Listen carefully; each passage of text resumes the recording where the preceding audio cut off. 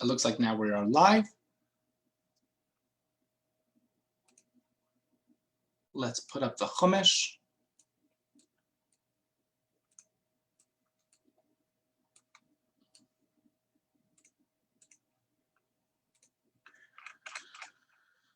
Okay.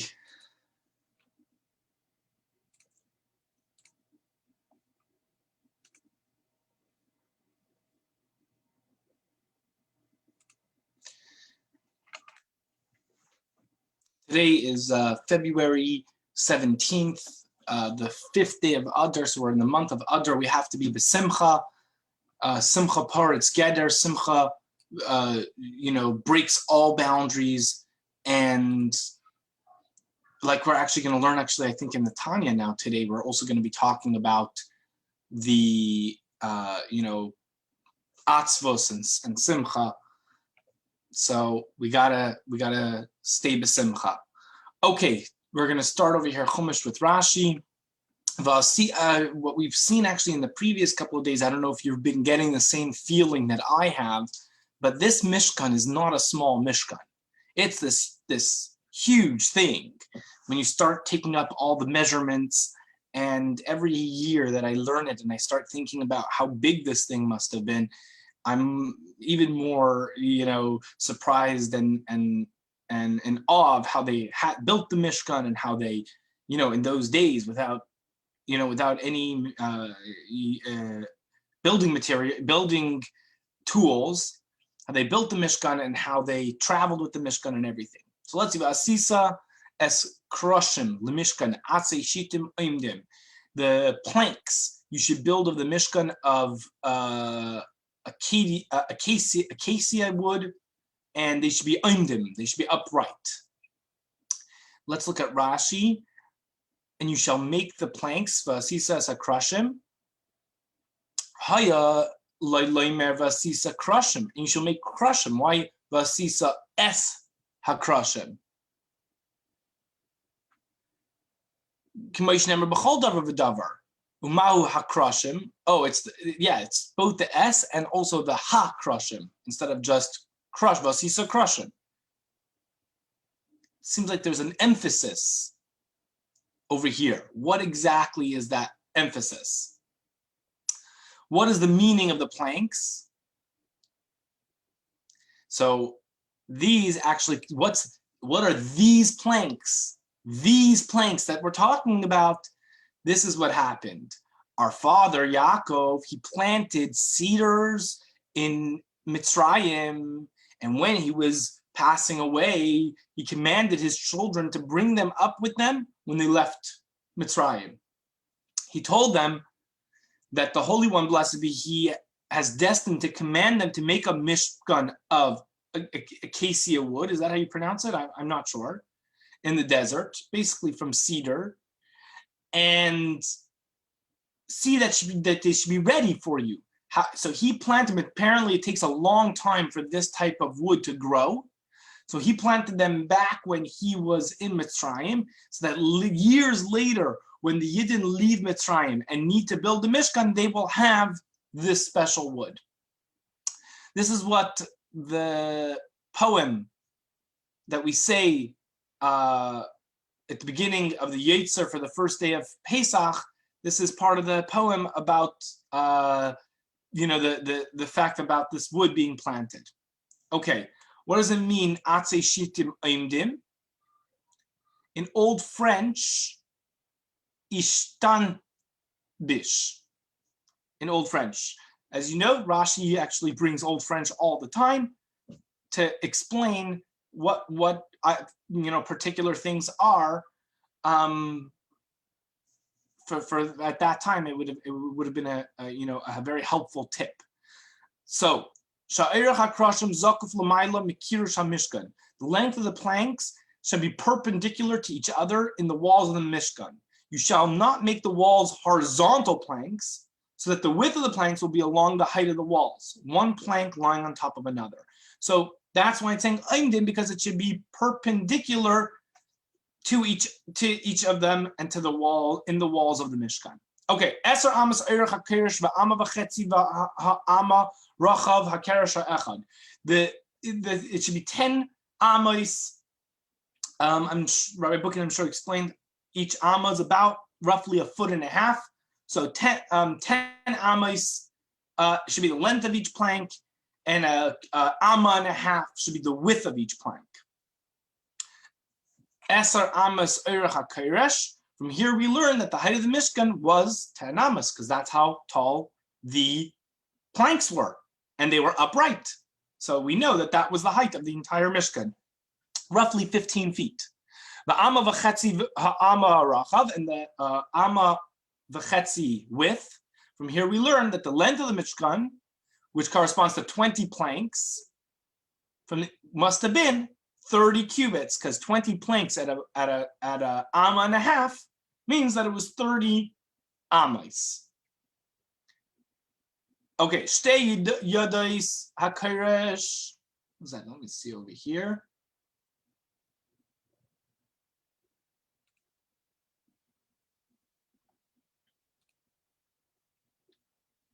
Shtei yadais hakoresh ha'echad mishuvas isha es achaisa kain tasa lachain karshas hamishkan. Each plank shall have 2 square pegs, rungs, one even with another.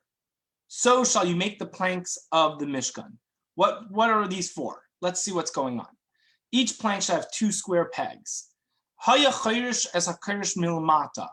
Bezalel was the person who was he was the architect. He was tasked with building and making sure the measurements and everything were exactly the way Hashem said. So he cut 1 cubit high into the plank from the bottom in its center, and he left 1/4 of the width on each side and 1/4 of the width on every side. And this are called square pegs. I wish the Chabad.org had pictures. That would be, maybe I should pull up pictures. That would be really easier to see exactly how it was. But when you cut out, leaving only 1/4 of the width on each side, that creates like a peg. Half the width of the plank was cut out into its center. The plank, hakoresh, refers to what remained after he cut out from both sides. So then the width of the cubit remained. The result is that half of the width of the plank in the middle is a half a cubit, because if he's going half in and half a cubit and half a cubit, you have half a cubit left of 1.5 cubits. So Rashi explained this in Shabbos, in I guess Gemara Shabbos 98. Okay, Rambam doesn't like what Rashi's opinion is. He said that actually these, he says that actually these sockets were put into the sockets. Not that it was cut out from the actual planks, but it was put into the sockets.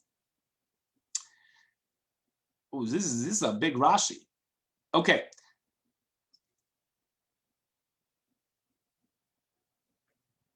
Okay, so you see that the Rambam's complaint against Rashi will disappear and his astonishment will no longer be valid. He would insert these square pegs into the sockets, which were hollow, and the sockets were 1 cubit high, and 40 of them were placed consecutively one next to another, and the square pegs of the planks that were inserted into the hollow of the sockets were cut out on 3 of the sides. So the width of the cut was as thick as the edge of the socket, so that the plank covered the entire top of the socket. Oh, what he's saying is that actually it looked completely flush, because the hole inside the plank and the stick that was sticking out were exactly the same size. So when you put it in, it was completely flush and sturdy. This is actually a very brilliant way of making walls and stuff like that, where you have inserts, and like this, it keeps all the slats 100% strong. Otherwise, if it didn't do it this way, there would be a space between one plank and the next plank, equal to the thickness of the edge of 2 sockets, which would then separate that. This is the meaning of what is said, and they shall be matched evenly from below. This is why Batal was able to do that. Batal shall cut out the sides of the square peg so that the boards shall join one plank exactly next to another. Okay, very, very interesting. Okay, Mishul voice, rung-like. What does it mean, Mishul voice? Asuyas kimin shlivais sulol, like the rungs of a ladder. Muvudlelas zumizu, shofin rishaim l'knesses b'seich cholol ha'adim kishleva. Separated from one another, the ends are off to be inserted into the openings of the socket, like a rung that is inserted into the hole of the upright beams of a ladder. Just like a ladder has, it's kind of the opposite, but just like a ladder has two things, and then the rungs get put into equal holes, so too over here, this crushim, these planks will fit exactly into the holes like rungs. One even with the other. Let's see what Rashi's going to say over here. Right here, we're going to do this, Rashi, right over here. One square peg was aligned opposite the other so that their cutaway parts would be even, one with the measurement of the other, that of the two square pegs, one shall be pulled more towards the inside and one pulled towards the outside of the thickness of the plank, which was 1 cubit. The Aramaic translation of yodais is tzirin, which means hinges, because they resemble the hinges of a door, which are inserted into the holes of the threshold. Okay, let's continue. Vasisa sakrashim lemishkan esrim keresh lifas negbay teimana. You shall make the planks for the Mishkan 20 planks for the southern side. So that's how we know that the whole thing was 30 amos, because 20 planks in each plank is an amma and a half. From this pasuk, we know that it was 30 amos, about 45 feet in length. What does it mean for the southern side? Lifol negas teimana. What does it mean on the southern side? Lifas, the word lifas comes from the word peya, corner. Thus, peya is not an expression meaning corner. Rather, the whole side is referred to as a peya. As the Targum explains, l'ruach avira dreima, to this Targum literally just calls it the side towards the south. So we're just explaining what it means. Peya literally means the corner. So what's going on over here? Is the corner the south side? Sometimes peya can also mean that side. Varboy, let's go pasuk 19. Pasuk Yutes. Varboyim adnei kesef ta'asa tachas esrim ha'koresh shnei adonim tachas ha'keresh ha'echad l'shnei yidoisav shnei adonim tachas ha'keresh ha'echad l'shnei yidoisav. You shall make 40 silver sockets. Remember, each one has 2 sockets. So you have total of 20 planks. So you should make 40 silver sockets under the 20 planks, 2 sockets under one plank for its 2 square pegs, and 2 sockets under one plank for its 2 square pegs. So every plank had 2 pegs and 2 sockets, silver sockets, that you insert it into. And for the second, and for the side of the Mishkan of the northern side, again, the same 20 planks. And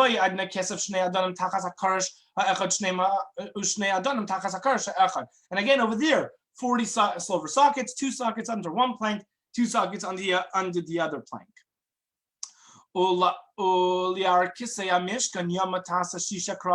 The western side, you should make 6 planks. So what is that? 6 planks? It's 9 feet. Sorry, 9 amos, not 9 amos, which is 13.5 feet. Ushnei krashim tasa. Oh, sorry, tasa Rashi over here. Forgot about Uliyar kresim, and for the western side. So Uliyar Kesei, what does it mean? What does it mean end? As a Targum explains, Uliyas Yafe.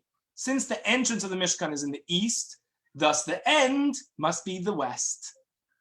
This is the reason why it's called the end, because the front is the beginning. So Targum Onkelos just explains what does it mean. How do we know that the western is end? Is because the entrance was on the eastern side of the Mishkan. So that means that the western side is the end of the Mishkan. Tasa Shisha Krashim, like I actually said just before, that means that there was 9 cubits. Hare tisha amos racham. That means that there was 9 cubits of width, because each plank is an amma and a half, is a cubit and a half. Pasuk Chav Gimel. Ushnei krashim tasa lemikutzos hamishkan biyarchaisam. You shall make 2 planks at the corner of the mishkan at the end. What does it mean?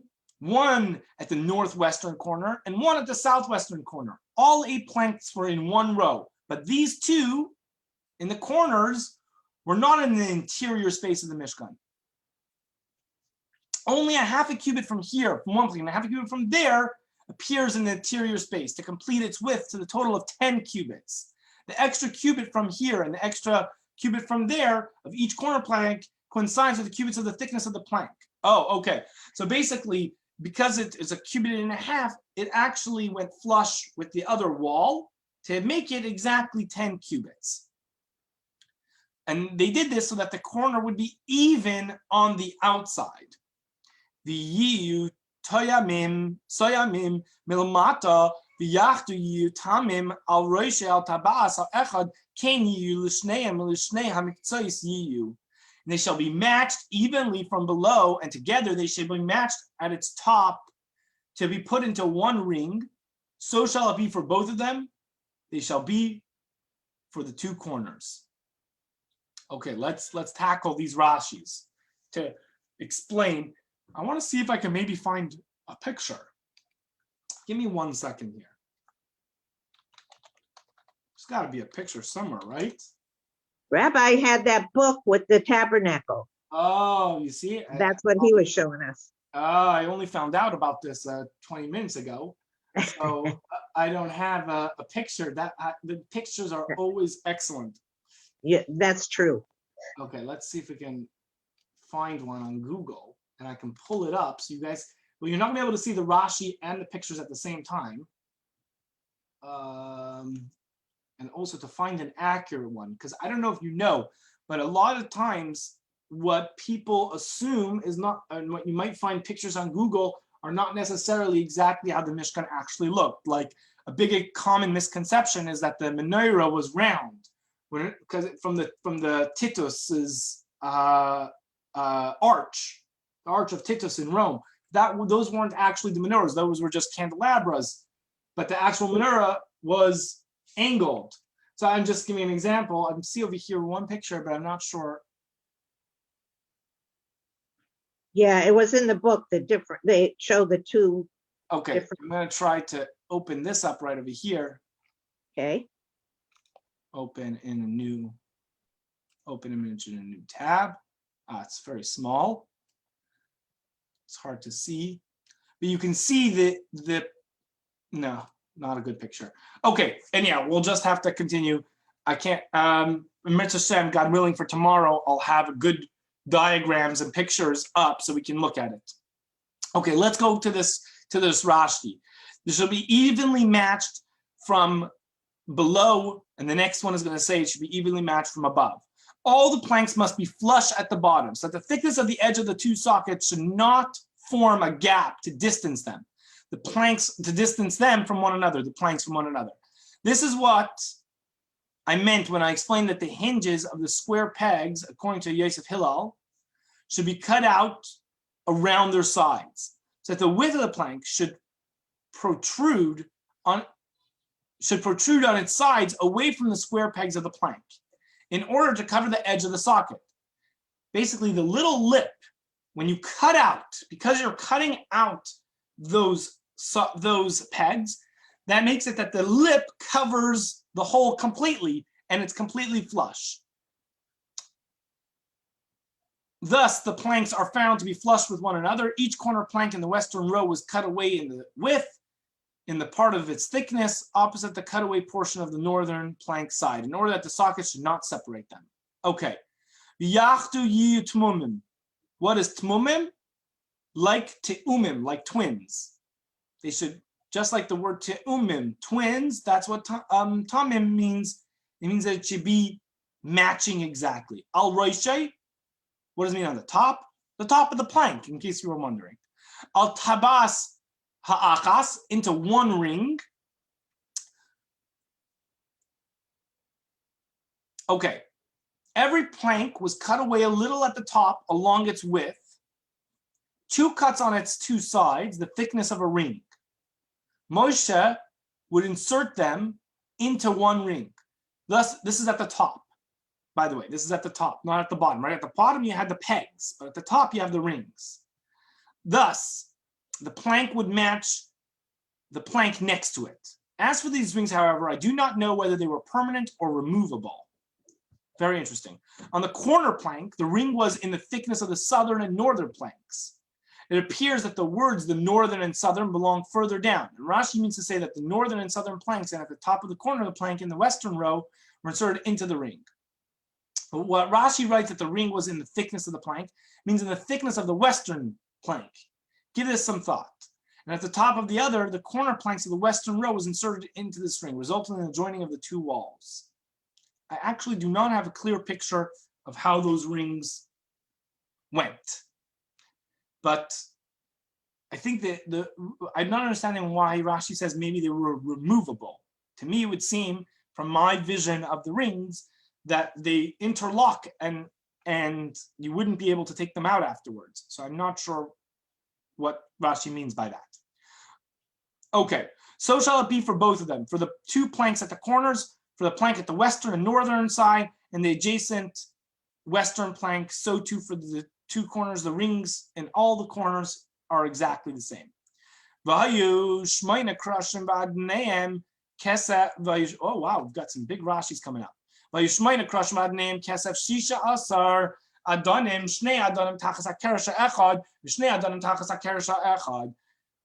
Because we're running out of time, so I only have like a couple of minutes. I think I'm gonna go. We're gonna have to skip the Rashis, and we're gonna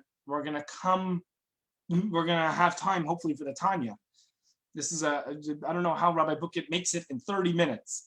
Okay, there should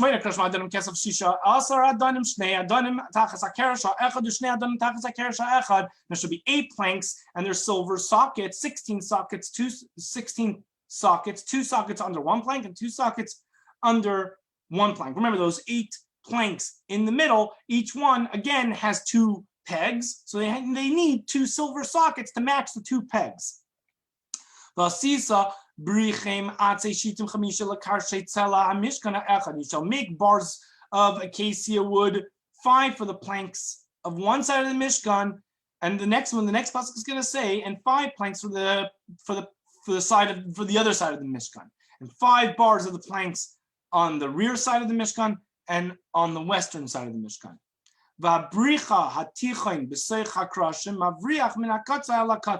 And the middle bar in the midst of the planks shall extend and penetrate from one end to the other. So these planks that go in the middle of the upright planks, they're what keeps everything sturdy. Besides for that, the planks are inside the pegs are inside the sockets. Besides for that, there's also a plank that keeps everything, nice and sturdy. You shall overlay the planks with gold.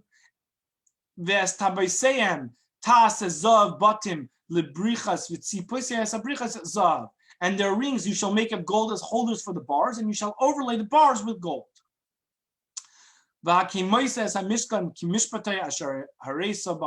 You shall erect the Mishkan according to its proper manner, and you shall have shown that as you will have been shown on the mountain. Wow. Okay, so that is how the planks today, overview of the Chumash today was how are the planks of the Mishkan built and put into the Mishkan. Each plank was an amma and a half in its width, and it was 10 ammas in its height, and each one had cut out 2 pegs from the wood, and it would go into each one, went into 2 silver sockets, and there was a bar that went across from it from end to end that was covered in gold. That's a synopsis of today's Chumash. All right, let's go to the Tanya. The Tanya for today. Oh, we're in the middle some hectic stuff. We were talking about Timtum Alev and how to work on fixing Timtum Alev or dispelling Timtum Alev, and there's a side effect of the thing that we were the solution that we were saying, which was broken atzvos.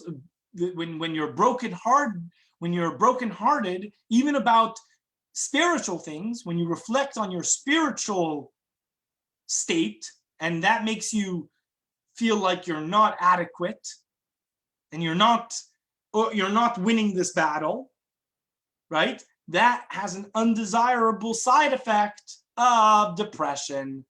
So here we're going to try to deal with this side effect. Even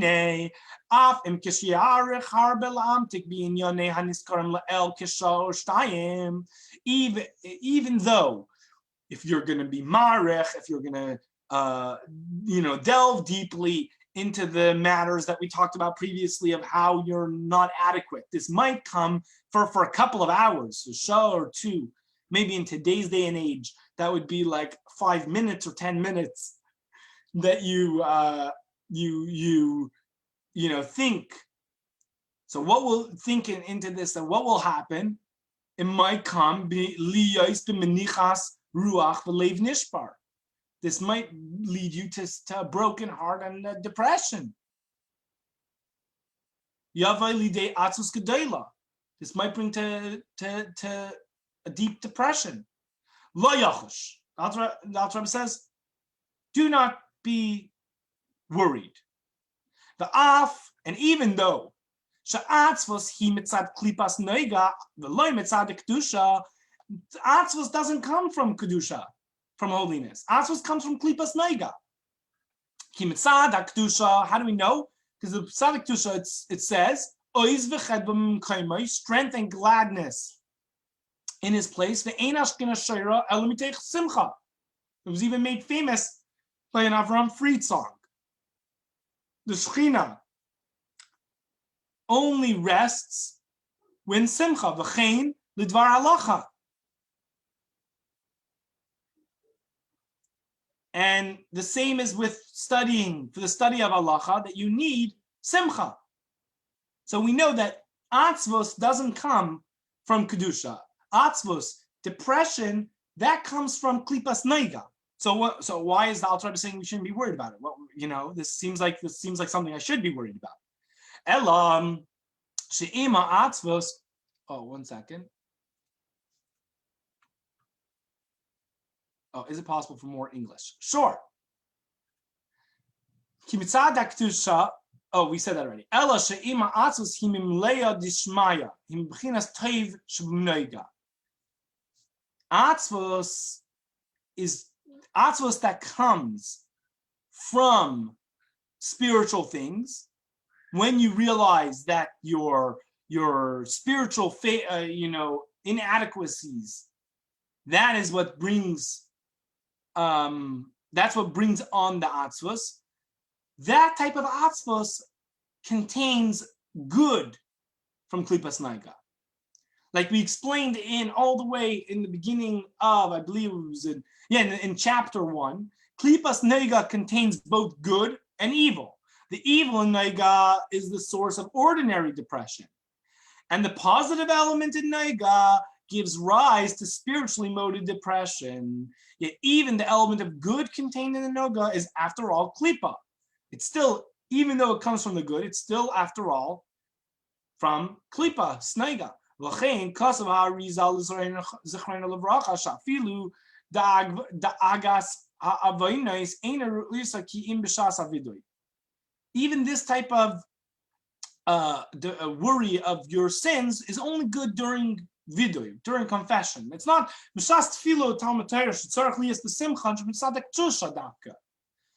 When you're doing prayer and Talmud Torah, at that time, you shouldn't have this atzvos, even this good atzvos, this atzvos that comes from delving in, from thinking the atzvos, this type of worry and depression of being upset about your spiritual state, which comes from the good part of Klipas Noiga, still, even that has its time and place. For example, during prayer and during learning is not the right time. During Vidoy, that's a time. Let's look at this little box.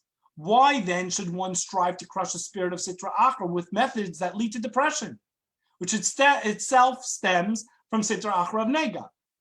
So back to our simple question, why are we using this method if a side effect of this medication is the crushing of the spirit, which can lead to depression, and the depression doesn't come from a good place? So maybe, like, why are we still using it? Af al pikein, the Alter Rebbe says, Af al pikein harekach yamida la'achpad l'sitra achra b'mina v'dugmasa.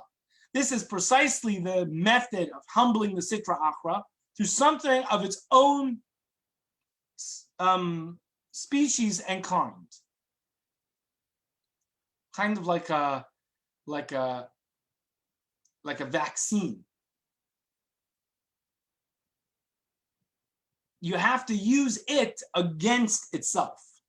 So the best way to do it is to take something that it's familiar with, to use it against it. K'maymer Rabbeinu Zechronu Livracha, minei ubei iba l'shadui bei narga.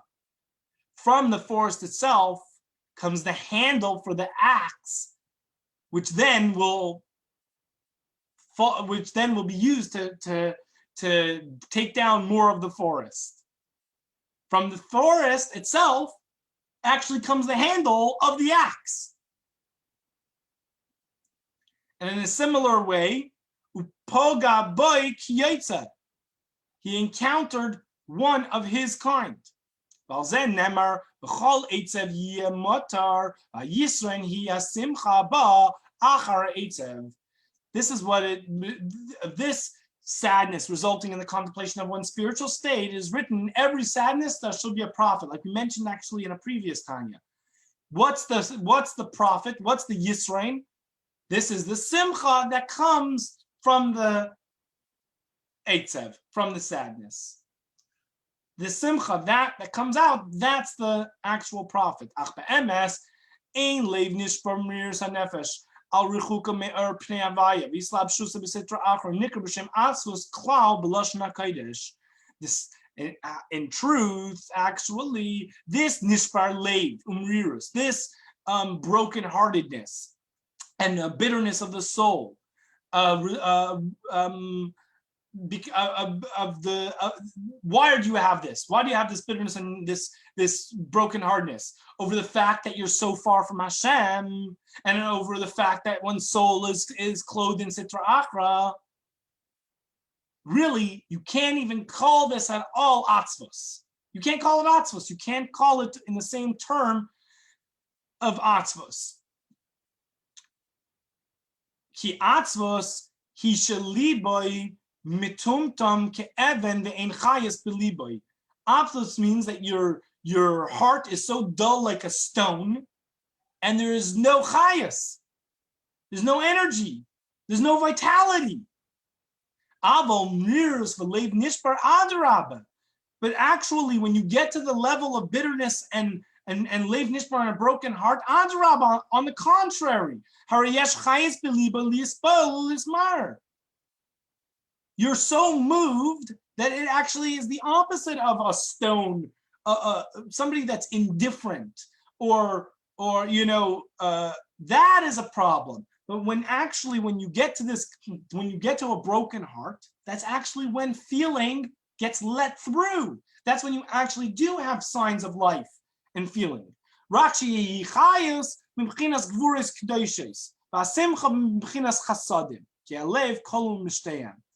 Okay, this chayis, yes, it has chayis, but this chayis, I understand, it comes from gvuros. Well, gvuros, severity, but simcha, that comes from chasadim, from kindness.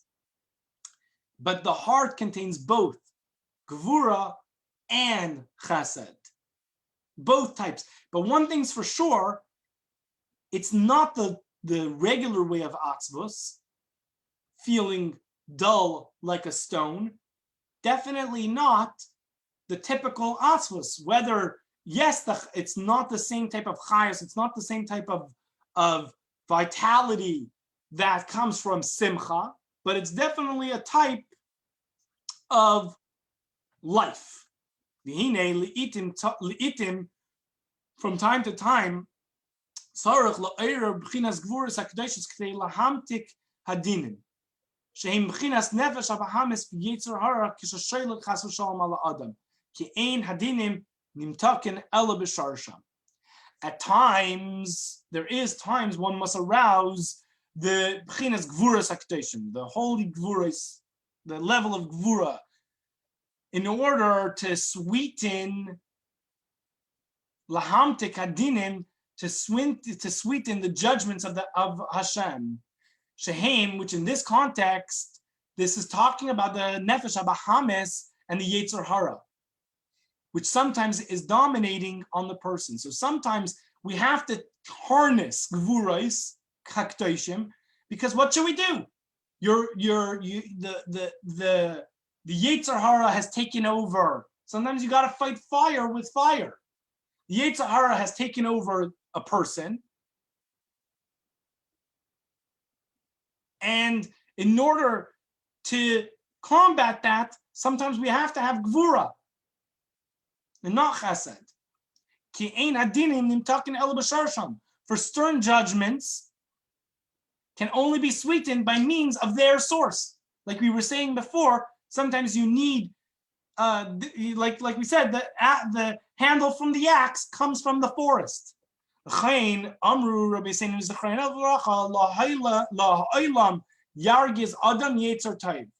should always incite the good inclination to anger the evil inclination.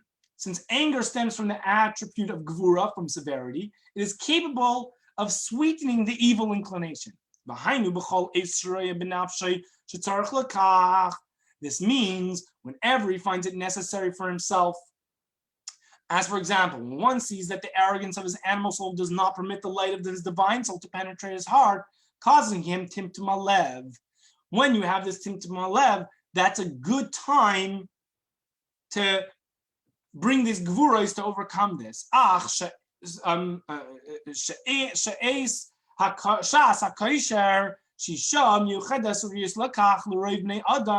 The appropriate time for this anger of the nefesh habahamis, the nefesh halakis, to go and conquer the nefesh habahamis, the divine soul, to go at the animal soul.